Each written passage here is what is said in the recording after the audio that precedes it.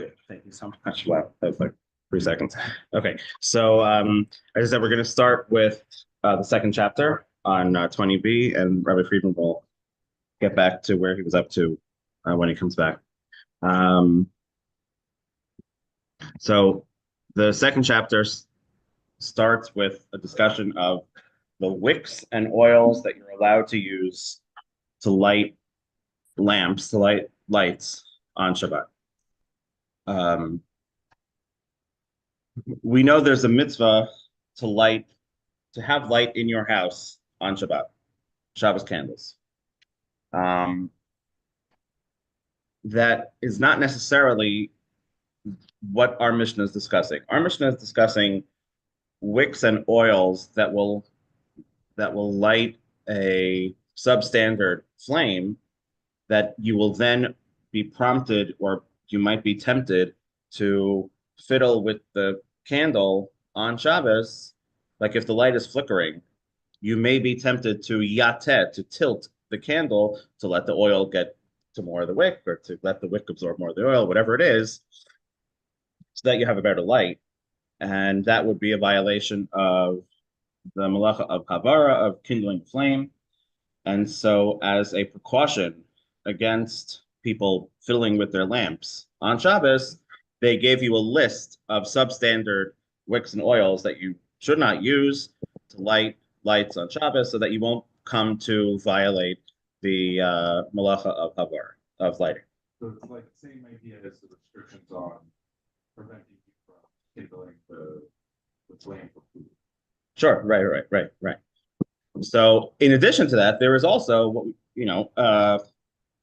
perhaps the most, I would say, the most widespread mitzvah fulfilled on Shabbos is lighting Shabbos candles. People who don't observe anything else on Shabbos might light Shabbos candles.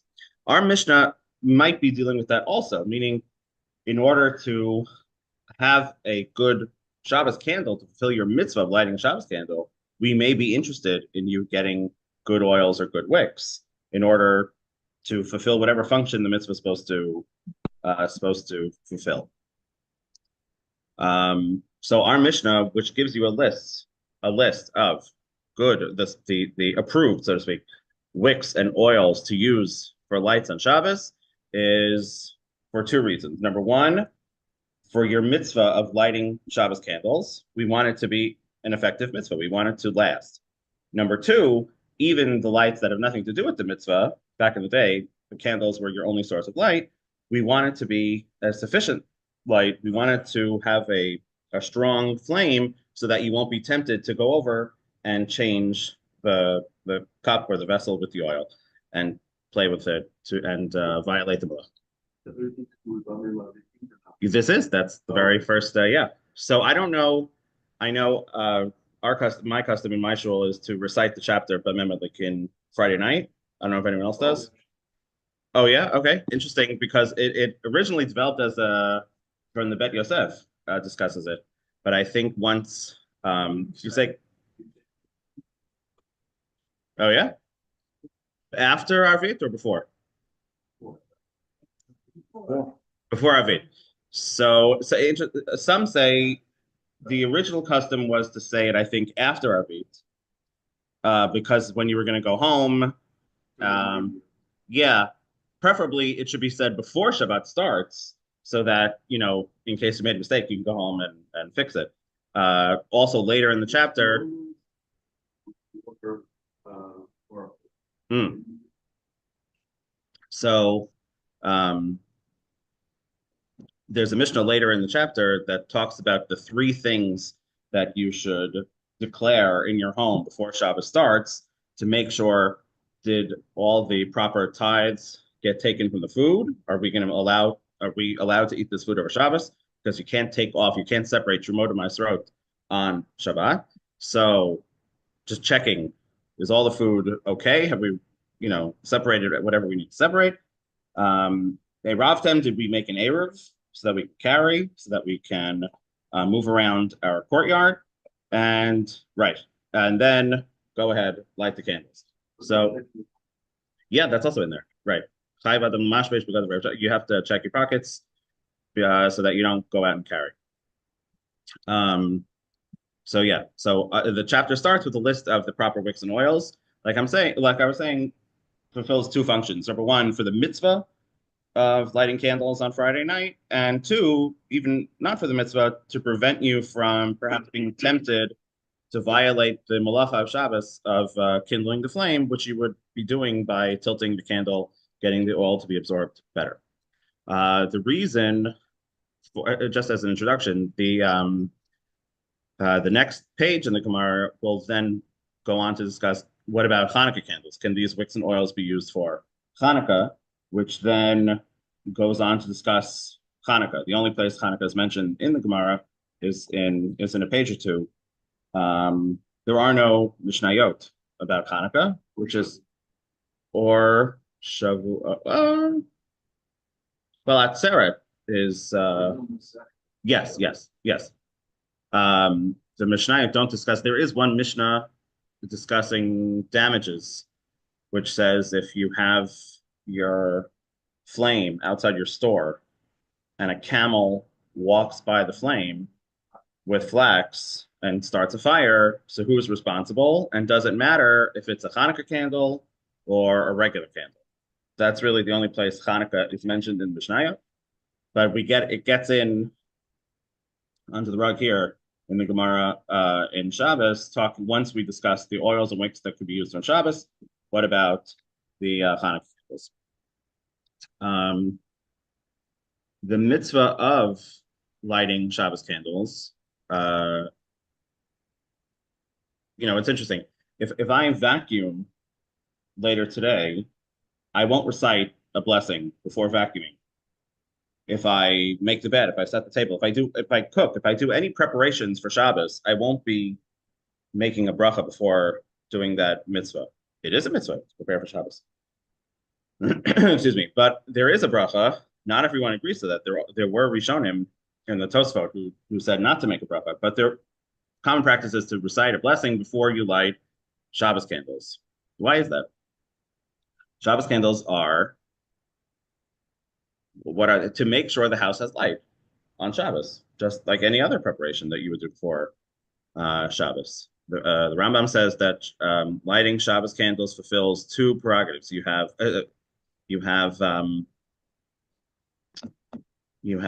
kavod, you're honoring Shabbos, and oneg, you are enjoying Shabbos. Those are two different categories. So, for example, kavod Shabbos is making the bed, cleaning the house, setting the table, preparing the food. Oneg Shabbos is enjoying the clean house, enjoying the clean clothing, enjoying the food, etc. Having candles is both. You're preparing for Shabbos by lighting the candles. You're also enjoying the candles by having light. There is a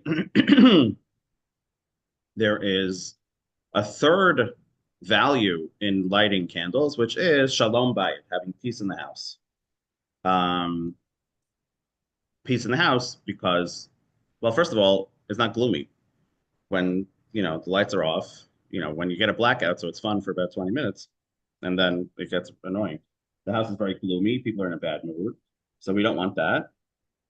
And also, the Rishonim talk about you might bump into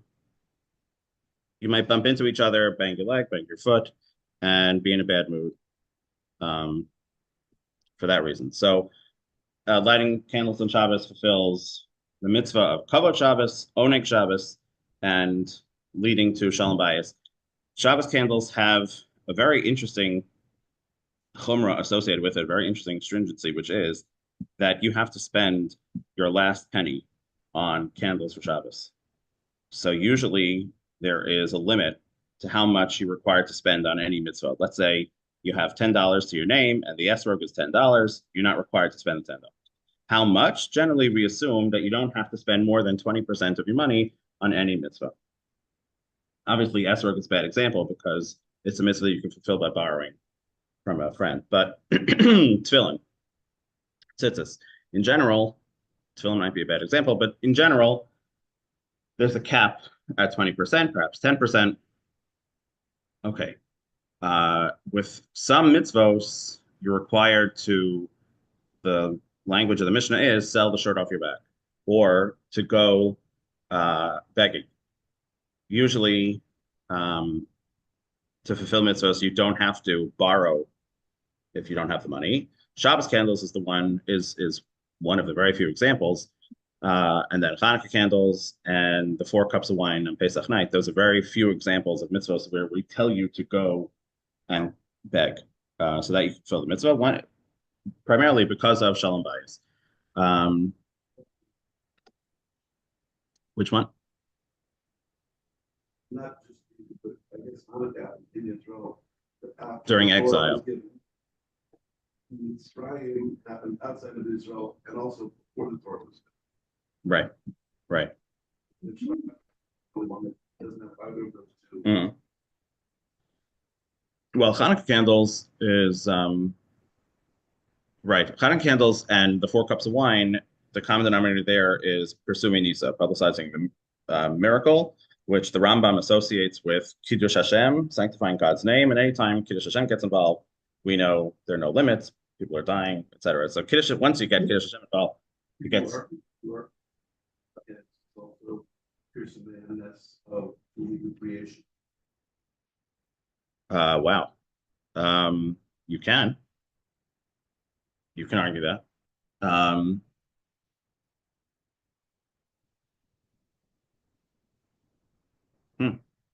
Interesting.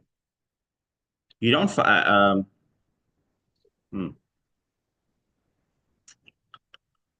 It's a good question. You don't find the term pursuing Nisa associated with Shabbos. I guess. Do you?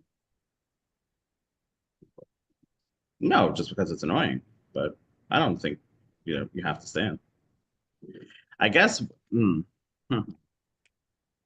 I wonder if the Shabbat is associated with the miracle of creation, or it's testifying to God's resting from creation. I'm not sure. You do find commemorations of miracles on Shabbos, such as the 2 loaves of bread, the man, and covering the bread, which is to commemorate the miracle of the man. In fact, there you do find pursuing Nisa in the Rishonim.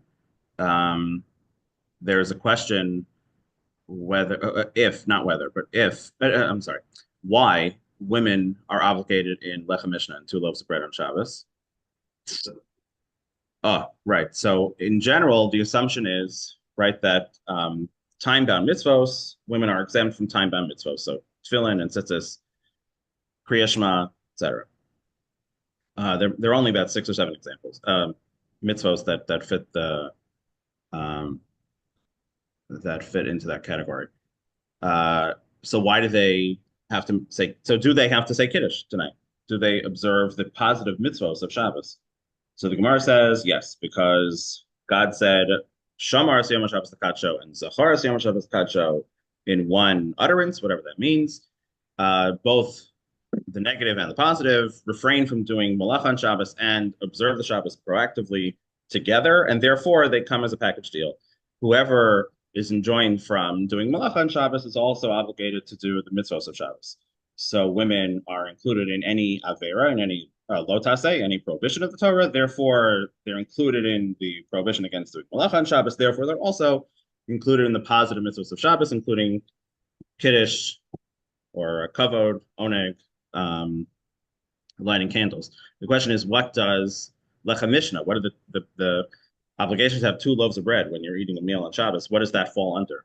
Does that fall under Kavod Shabbos? That's what most Rishonim assume. It's honor to Shabbos to commemorate the man and honor it with double loaves, with more bread than I usually have at the meal. I think it's Rabbeinu Tam who says that no, it's not because of that. It's because they're obligated to commemorate the miracle of the man. So he puts it under that halachic category, but I don't remember seeing that when it comes to candles. Be that as it may, you also have the difference between kavod and oneg Shabbos is where am I putting these lights? We have electric lights throughout the house, so we only light usually one set of candles, usually in the place where we're going to eat. It provides a nice ambiance. It shows honor to the Shabbos. That might be the kavod Shabbos, honoring Shabbos by having candles at the meal. A fancy dinner will have candles. Also, the oneg Shabbos that I won't bump into the table or whatever it is. That is the lights throughout the house, lights in the hallway, things like that. Don't necessarily honor the hallway, but they allow me to have a good mood and to enjoy myself, not get beaten up. Okay. That's the mitzvah of lighting Shabbos candles. Can you use electric lights on Shabbos? A whole different ballgame. Generally, I don't know what the custom is here. In general, it's a dispute whether you can make a bracha on electric lights. Generally, we assume that an incandescent bulb, a filament that lights up because of the heat, is considered a fire. Definitely for right, not fluorescent. Right. For purposes of definitely to say Borei Morei Aishat Abdullah, Reb Chaim Ozer Kuzinski back in the 1920s would go out of his way to make Borei Morei Aishat an incandescent bulb to show everyone that he views this as fire. When it comes to Shabbos candles on Friday night, not everyone's as convinced. Some say even if it is fire, but you would need it to be disassociated from the wall, from the electric grid, because then you're not lighting the fire. It's really Con Ed that's lighting the fire. You're just allowing Con Ed to light the fire. So right by flipping the switch, you're just removing the barrier from the electricity. So they recommend battery-powered candles. They sell on Amazon. You can buy 2 little incandescent bulbs, battery-powered, to take to a hotel, hospital, wherever you may not be able to light candles, and that's a good substitute. Okay, so here's so in addition to, like we were saying, in addition to the mitzvah of lighting candles, there's also the fear that you may tilt the lamp with the oil and the substandard oils and wicks in order to get a better flame, thus violating the malacha of lighting a fire on Shabbos. And so we want to avoid the following. Okay, what can we light with, and with what may we not light? So there's a lot of names, a lot of words here. There is an interesting website called Trees in the Gemara, and he has, anytime trees are mentioned in the Gemara, trees in the Daf, I think he calls it. Anytime trees are mentioned in the Gemara, he has pictures and all sorts of things, but I didn't bring any with me. Ein madlikin lo v'lechesh, v'lo v'chosan, v'lo v'chalach, v'lo v'siyas ha'idan, v'lo v'samidbar, v'lo v'yirak al shal pnei hamayim. So the first list is a list of substandard wicks, materials that you cannot use for wicks. So cedar bast, the bark, not the inner bark of a cedar tree. Don't use that. Doesn't light well. Don't use flax that has not been carded, which apparently is the process by which you like comb it and disentangle the fibers from each other. V'lo v'chalach, which is a kind of silk. V'lo v'silas ha'idan, and not with the bark of a willow tree. V'lo b'psilas hamidbar, or with fibers that are found in the desert. The Gemara will have to get into more detail. V'lo v'roka she'al pnei hamayim, and not with some sort of seaweed or moss that you find in the water. Okay, that's the list of no good wicks. V'lo v'zefes, v'lo v'shava, can't light with pitch, you can't light with wax. V'lo v'shemen kik, and you cannot light with, they translate here as cottonseed oil, but the Gemara will have a few opinions what shemen kik means. V'lo b'shemen sreifa, not with oil that is supposed to be burnt. What is oil that is supposed to? So wax. As soon as you see wax on the list of the substandard oils, say, wait a second. A lot of people light with wax. I don't know if over here you light with wax.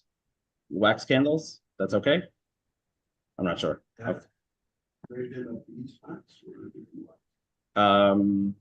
Your standard box of wax candles. No, not beeswax, regular wax. Yeah. Okay. So we'll have to get to that at the bottom of the Gemara. That's a question. If generally, definitely Ashkenazim use wax. I think in some Spanish communities they don't use wax. Um, we'll have to get into that Gemara because the Gemara just said below v'sha'ava you can't use wax as an oil as the fuel for your lights on Shabbos. Okay, we'll have to figure that out. So, right, the Gemara will get into that. In general, the difference is any wax that's surrounding the wick, which is what we use, the wax candle. The wick has been dipped into wax. So we consider that to be like hugging the wick, and the fuel can get into the wick better, as opposed to if you have wax and then a wick coming out, which may not be good. Meaning the wick is not in the wax, but it's more above the wax. Then the wax serves as a substandard fuel. But we'll have to get to that more. Shemen sreifa, oil that is to be burnt. What is that? So oil that is truma, that became tameh. So someone takes off truma from his oil. He has olive groves. He makes it into oil, and he takes off 2%. He gives it to the kohen. That oil is holy. It becomes tameh. It may not be eaten. What are you supposed to do with truma that is tameh? You burn it. So the Kohen may benefit from that burning. He may use it as fuel, but he cannot, or for lights, but he may not eat it. Why? If it becomes tameh. Yeah. So shemen sreifa is oil that you must burn, meaning truma oil that became tameh, you may not use for your Shabbos lights. So, which is, counterintuitive because that's really the only thing you're allowed to do with shemen, with oil that is tameh, which is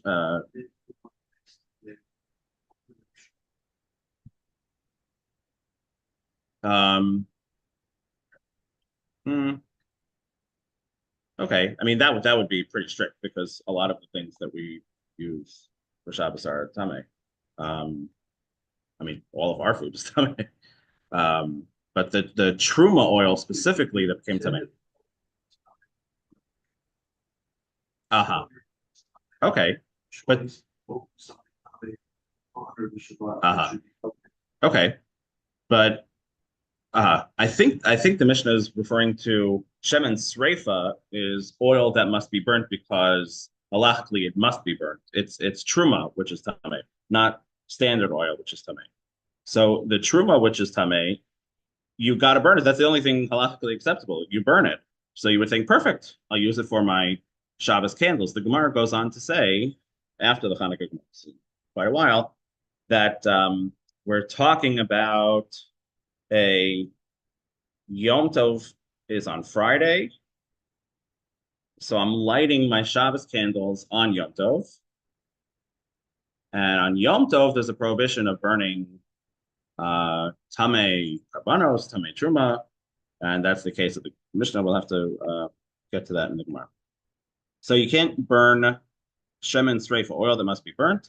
Below the alya, you can't use as the fuel for your Shabbos candles. Yeah, the fat from the alya is the tail of the sheep. Below bechelev, not with the tallow fat, the fat that's prohibited for us to eat. Can't use that either. Nachum Hamadi Omer, you may use melted or boiled chelev. The Chachamim disagree. Whether it is boiled or not, you may not use it for lighting on Shabbos. Okay, that's the Mishnah. So now the Gemara gets into discussing some of the details of the items on the list, trying to boil down and figure out exactly what they are. So the Mishnah had said you can't use lechesh. What is lechesh? So I translated it as cedar bast, the bark from the cedar. The Gemara says socha de arza, the bark of the cedar tree. So the Gemara asks, socha de arza, eitz ba'almahu. It can't be that the Mishnah is telling you not to use cedar bark for your Shabbos lights because that is wood. What would be the problem with this? And that's not a wick. Wood is not a wick. And therefore, that can't be what lechesh is, because the Mishnah wouldn't have to tell you not to use lechesh. What is the problem with wood? So Rashi says that it's not a wick. Wood is not a wick. We're giving lists of substandard wicks and oils, and wood is not a wick. What is it? Wood is fit for a madura, for a bonfire, which the Gemara, well, I guess you skipped it, but when Rabbi Friedman gets back, Just store the oil or the wax in a proper way, and it might burn too fast, and the wick conducts the oil to the top where the flame burns. It's like the wick becomes almost a delivery mechanism. right. It could be Rather than burning stuff. right. It could be that, if you took a toothpick or something like that, right, it would serve as a bad wick. So it could be that it doesn't belong, that you wouldn't be able to use it anyway. Rashi seems to explain the Gemara's question as, if that was the issue, what you were saying, that it was a substandard material to use as a wick, then it would belong in our Mishnah. Our Mishnah is giving us a list of substandard wicks that you shouldn't use. What our Gemara is trying to figure out is that can't be what lechesh is, because then it wouldn't even be on the list, because it's a different material in general, in total. So if it was just that the toothpick would make a bad wick, then I would think that it would belong in the Mishnah. It could be that it is also a bad wick. But Rashi says the reason why the Gemara doesn't think that that's what the translation of lechesh is because then it wouldn't be a wick at all. It wouldn't meet the characteristics of wick. It would be torch material. So the Gemara says, the Amranisa de Ispe. Now, what the Tana meant to say in the Mishnah is the layer behind the wick, behind the bark, which is there's some like cottony or woolly substance behind the bark of a cedar tree, and you are able to make a wick out of that, and it's not good, and therefore it makes it to the list, and you shouldn't use it on Shabbos. Okay, next. Below bechosen, don't use chosen. So we translated that as fine. Some sort. Oh, the uncarded flax, right? So Amar of Yosef, chosen is neores. The thin. When you comb flax, so there are these short little fibers that are combed out that you don't end up using in whatever you're using your flax for. So the Gemara at first thinks that the chosen is the neores, the small little pieces of flax that get combed out and that don't end up getting used. Amarle Abaye says to his teacher of Yosef, that can't be it. The Haksiv, the pasuk says in the book of Yeshayahu, V'haya hechason lineores. The chason, which is the word that we're trying to figure out, will become neores, meaning the strong chason will become weak, like the neores, like the chaff of the flax that's not used, that's combed out. So you can't say that chosen in our Mishnah is neores, because in Yeshayahu the Navi says the chason will become neores. The implication is that chason was not neores in its original state. Michlal the chosen lav neores. So you see that chosen is not neores. Elamar Abaye kitana dedayik v'lo nafitz. It's the flax which was crushed but was not combed. So, like we said, the uncombed flax. Next, v'lo bekalach. What is kalach? Amar Shmuel sha'altinu l'chol nechosa yama. I asked all of the sailors that I know, v'amrili, and they told me kulcha shmei. It is kulcha, some sort of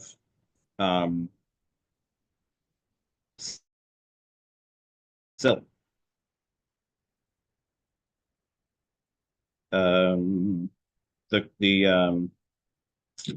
Yitzchak Bar Zeira Amar Gushgura. It's um, the cocoon of the inner part of the cocoon of the silkworm. Ravin v'Abaye haviyasu kamei.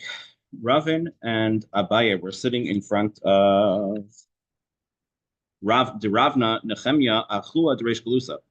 Ravna Nehemiah, who was the brother of the leader of the Jews in the exile. Chaz so he's wearing expensive clothes.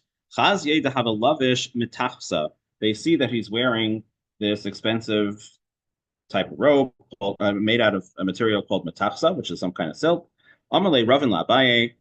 Ravin says to Abaye, Hainu klach ditznan. Ah, look, I never saw, I don't get around to see the expensive clothes. And I see this is klach of our Mishnah here in Shabbat. Amarle, no. Anan Shira Pranda Karinanle.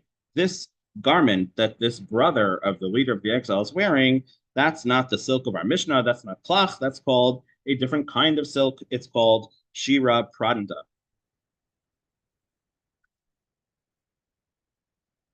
An interesting lesson. The rabbis are sitting and discussing. What were they discussing in front of the brother of the leader of the exile? I don't know. Some communal matter, some social issue, some politics. But they see he's wearing a garment, and instead of saying, "Wow, I never saw such a beautiful robe," I wonder where that comes from. I wonder, if I could afford that.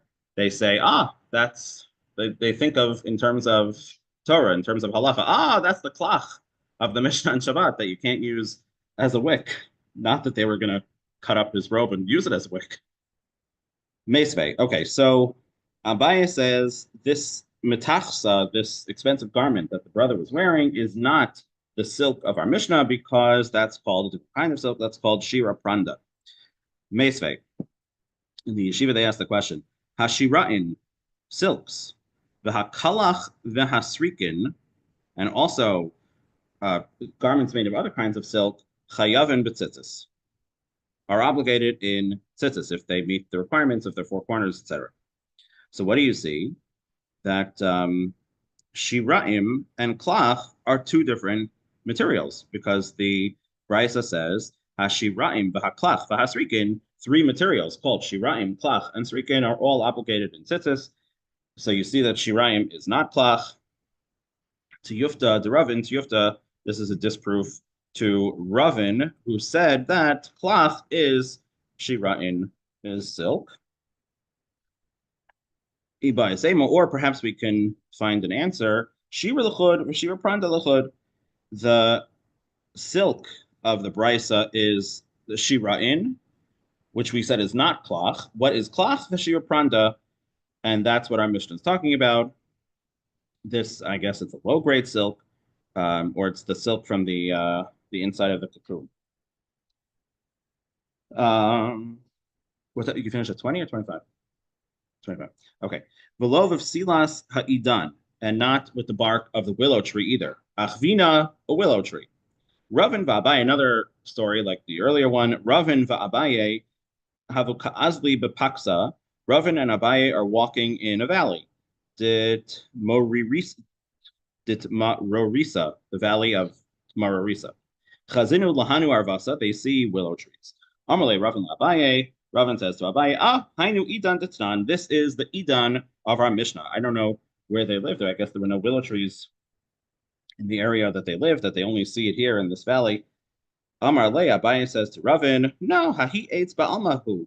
Again, the same question the Gemara had before. Don't tell me that the Mishnah is saying that you can't use bark as a wick, because wood is not wick. Wood is a different material entirely that wouldn't make it onto our list of bad wicks. Klaf the achvele amranisa the beni beni. So the Gemara says, you're right. What we're talking about is, so he peeled it. He peeled it back, and he showed him the amranisa, which was the same thing we said back with the cedar tree, the inner layer of the bark, which is it's more cottony substance, and you can make a wick out of that. And okay, he showed him He showed him that material and he said, that's what I was referring to.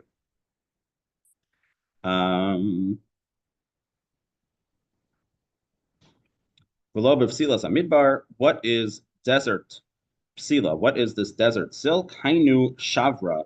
This is some sort of nettle or some sort of tall grass that grows in the desert and could be used as a wick. And our Mishnah is saying, don't use it as a wick. It's not good. Or some kind of thorn, others say. Okay. Velovi rokash al pnei hamayim. Don't use seaweed on the water. Maihi, what is this item? What is this material? Ilema ukamta decharitzi. If you say that it's seaweed, iparuche miparchan, it will fall apart. You won't be able to assemble a wick out of seaweed. So that can't be what our Mishnah is telling you not to use. You couldn't possibly use it even if you tried. Ella Amar of Papa, Kamta de Arba, it's the stuff growing on the bottom of the ship. The moss. So that I guess is a stronger fiber, it's a stronger material, and you would physically be able to make a wick out of it. And our Mishnah is telling you don't because it doesn't light well.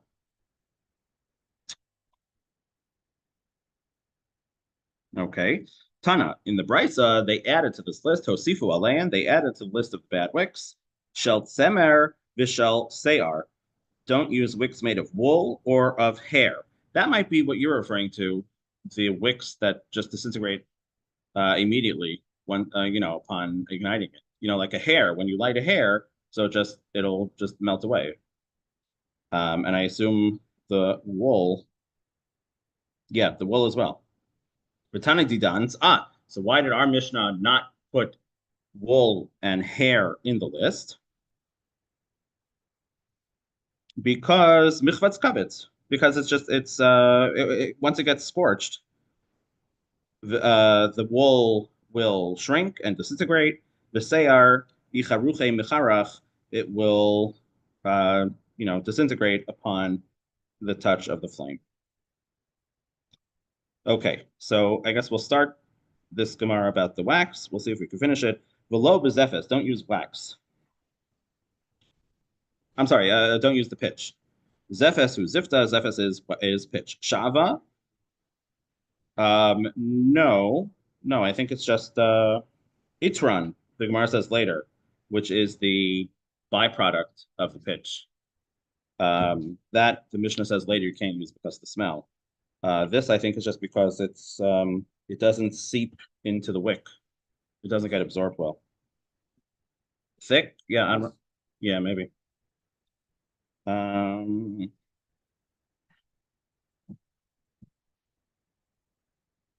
And Shava is Kirusa, Shavas is the wax. Here they're saying it is referring to the beeswax. So even the beeswax is no good. It's what's left after the honey is taken out. So it's referring to beeswax.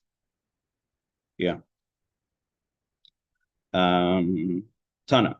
It was taught in the Brisa, Adkan, until Yeroka Shalpnei Mayim, until the seaweed that was psilos. That was the list of the substandard wicks. Mikan Va'elech, from pitch and on, is not referring to the materials you can't use as wicks. It's referring to psul shmanim, the materials you cannot use as oil. Okay, I guess we'll stop here, but we'll Shabbat Shalom.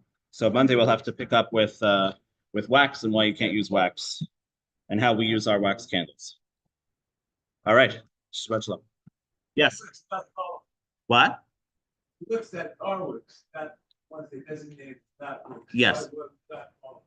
Why are they not That our works. everything else? Whatever's not on the list is good. It's like some of the What they're trying to tell you that most that there are not qualifying works.